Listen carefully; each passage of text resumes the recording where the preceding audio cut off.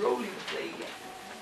Galerinha, olha só, lá na página 49, exercício para fazer, era um verdadeiro ou falso ali, só para ver se o cara estava acordado mesmo. Observe o cubo hexaedro regular. Por que regular? Isso, todas as arestas são iguais. Na verdade, as faces, né, também são iguais. E classifique verdadeiro ou falso, justificando a sua opção. Ah, tinha que ter escrito o porquê do verdadeiro ou falso. Tu vê, se tu não escreveu o porquê do verdadeiro ou falso na prova, As faces de um cubo são retângulos.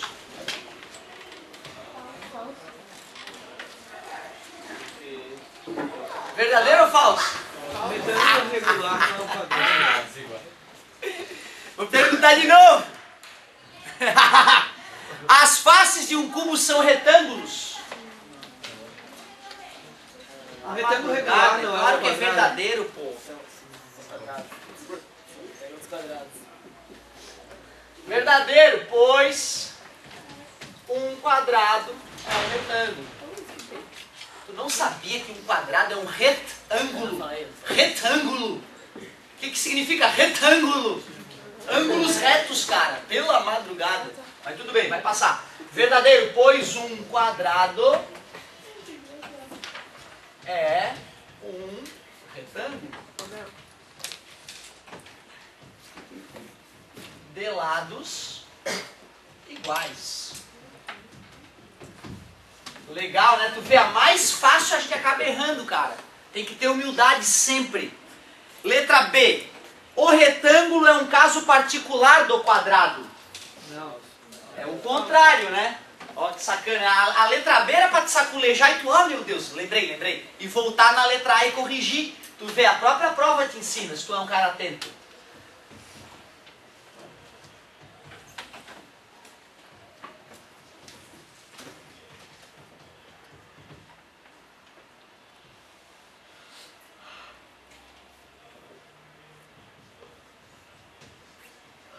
Falso, pois o quadrado é um caso particular de retângulo. E não o contrário.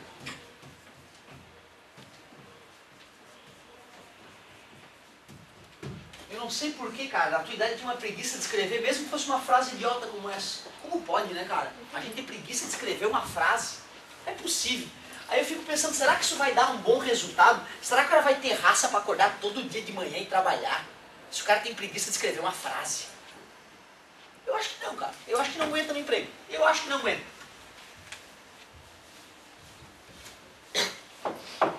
E eu lembro, cara, tava discutindo hoje com a galera, nossos professores, eu lembro de todo dia eu pensar em morrer na hora de ir pro colégio. Eu sofria na hora de ir pro colégio. Criança, sofria. Eu sofria, cara. E jogava com meu pai. Ou tu acha que não? Ai, mãe, eu não tô me sentindo bem, não quero ir pro colégio. Isso acontece com todo mundo. Só que o pai, qual é o papel do pai? Meu filho, a coisa sagrada nessa vida é o colégio. O resto é bobagem. Vai pro colégio, mesmo ruinzinho. Vai pro colégio. Aí depois passa. Aí depois tu vem embora, aí acostuma. Mas se passou uma mão na cabeça uma vez, duas, três, isso aí pra dar merda, 2 toques. E depois a pessoa não fica bem, não. Não fica bem. Por mais que fique em casa, fica feliz em casa. Mas fica mal depois. O cubo é um prisma retangular. O que era prisma mesmo? Esqueci. Tem que ter um plano em cima e um plano embaixo, lembra? Paralelos. Aí eu pego uma reta, que é um ponto desse plano, conecto com um ponto desse e vai ter um certo tamanho essa reta, não é isso? Se eu faço outras retas do mesmo tamanho, nestes mesmos planos, aí depois conectando esses pontos, aí sim eu estou formando um prisma. Não era isso?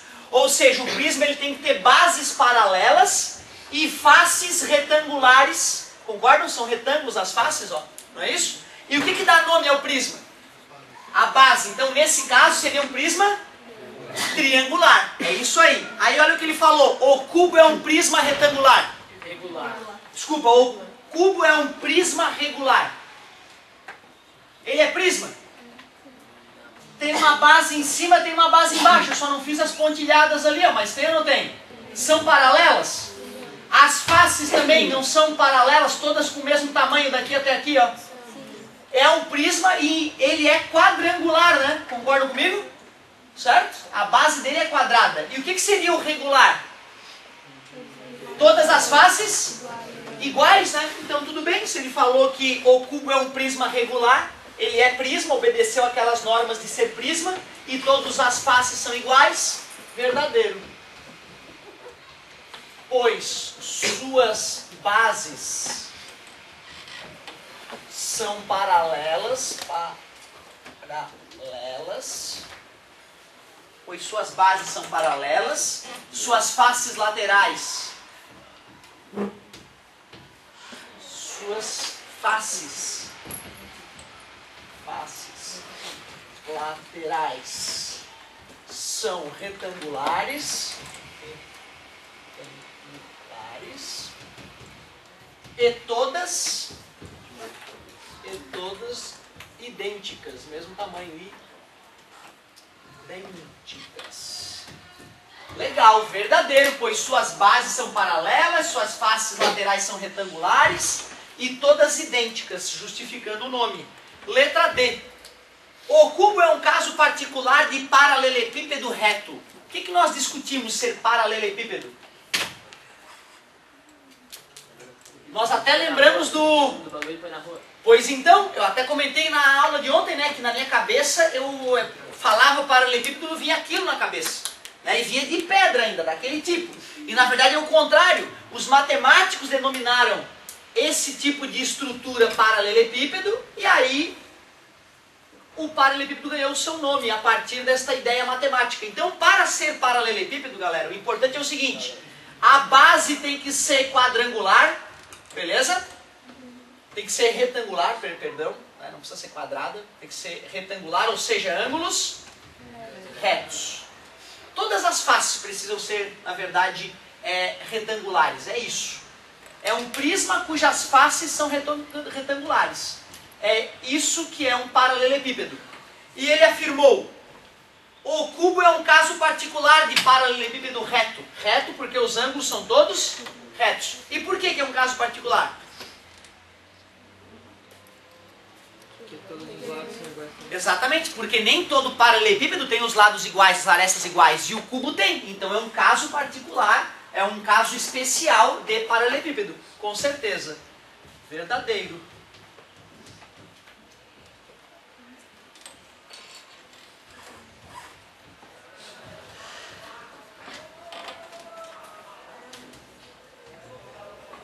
Muito legal, né? Paralelepípedo. Pois, nome justo, hein? Né? Os lados são paralelos, as arestas, tá vendo? Todas paralelas e aqui também, todas paralelas. Pois o cubo é um paralelepípedo de arestas, paralelepípedo reto, de arestas iguais. Mostrando a particularidade dele. Legal. Então tu vê, era uma questãozinha boba de verdadeiro ou falso, mas só de ter perguntado para justificar, tornou a questão bem melhor, bem mais legal. Ainda na página 49, tinha a parte para fazer troca de ideias.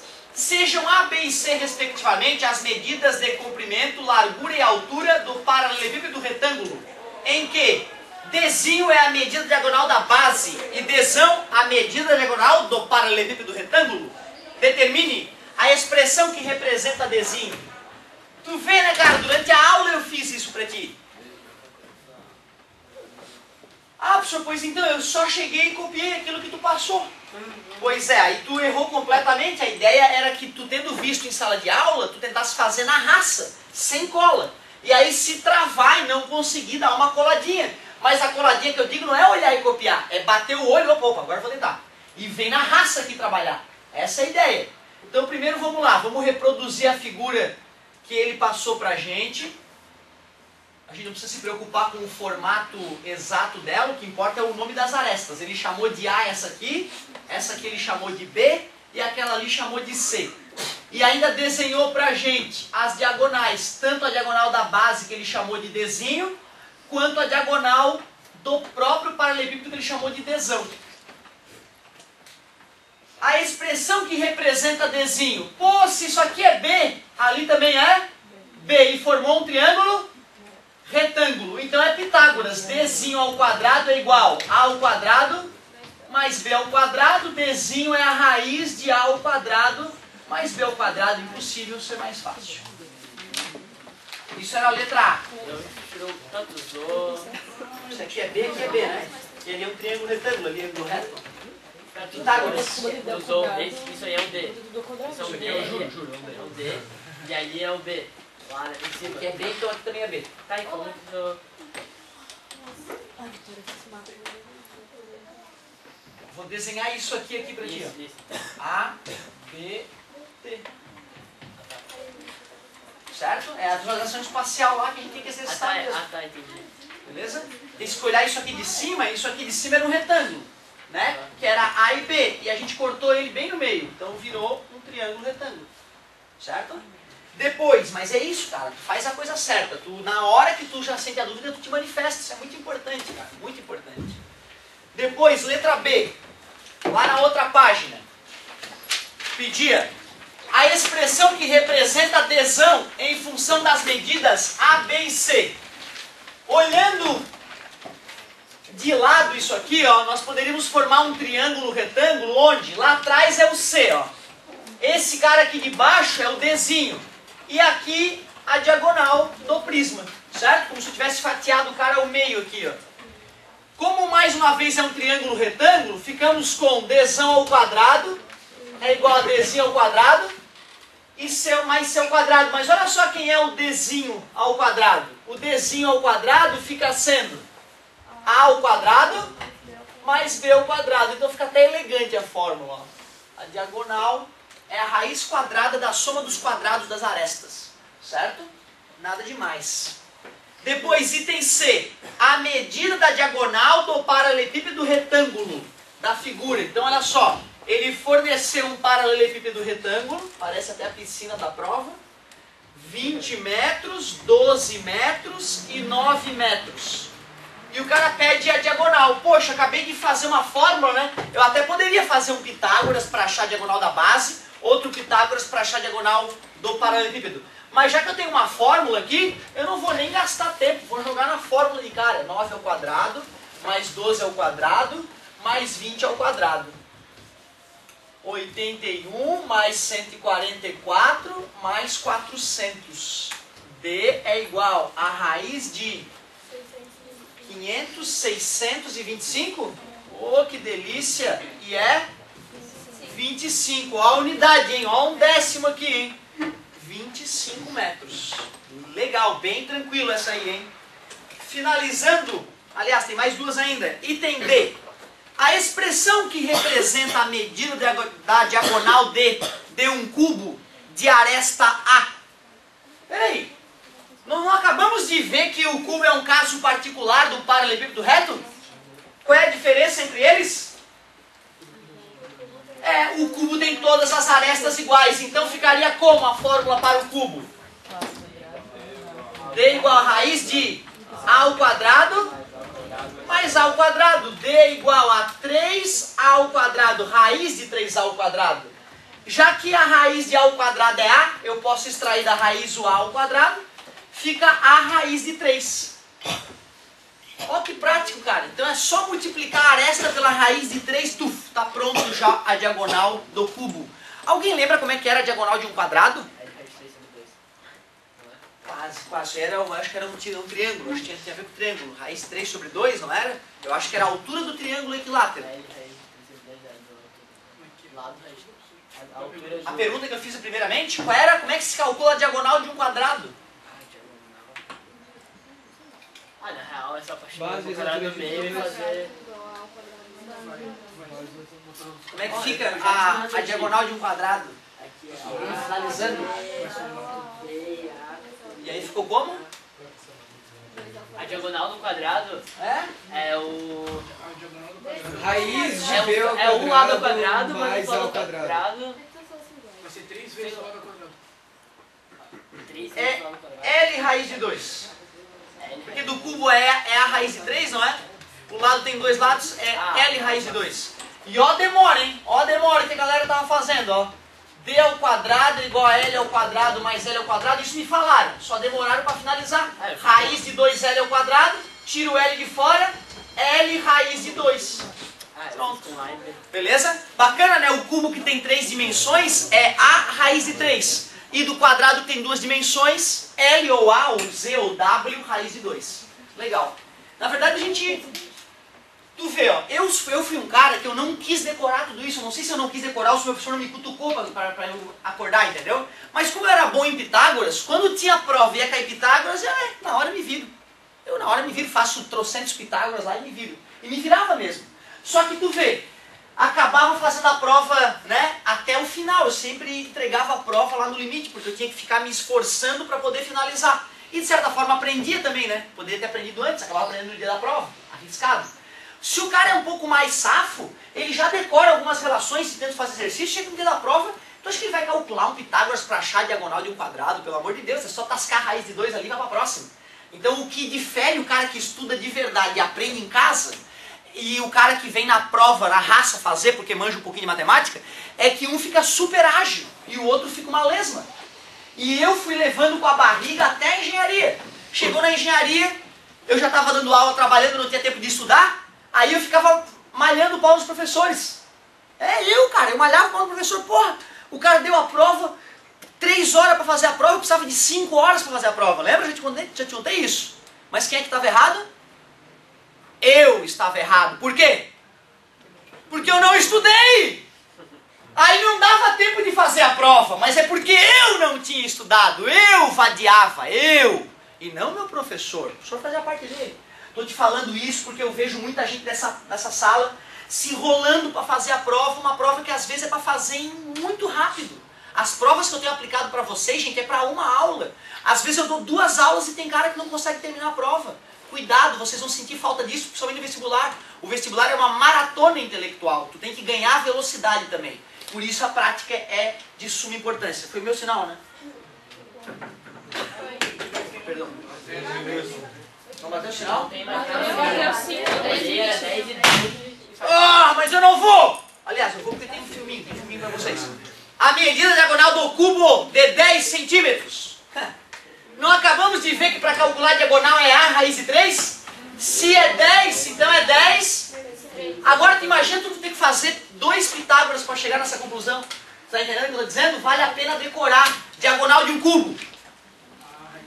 A aresta vezes a raiz de 3, diagonal de um quadrado. O lado vezes a raiz de 2 e acabou. Assim a gente economiza 2 Pitágoras, 3 Pitágoras na nossa vida. Centímetros. Centímetros, quase que eu perdi um décimo. E isso aí daria mais ou menos quanto? 17,3 centímetros, né?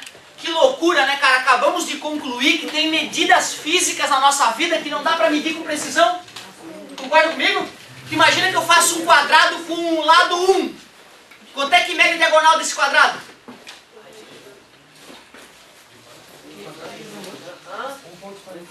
Imagina que eu faço um quadrado de lado 1. Quanto é que mede a diagonal desse quadrado?